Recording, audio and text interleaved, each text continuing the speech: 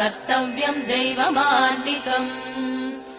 उत्तिष्ठोत्तिष्ठ गोविन्द उत्तिष्ठ गरुडध्वज उत्तिष्ठ कमलाकान्ता त्रैलोक्यम् मङ्गलम् कुरु।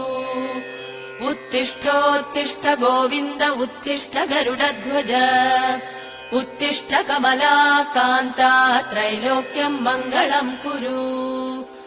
मातः समस्त जगताम् मधुकैटभारे वक्षो विहारिणि मनोहर दिव्यमूर्ते श्रीस्वामि निःसृत जनप्रिय दानशीले श्रीवेङ्कटेश दयिते तव सुप्रभातम्।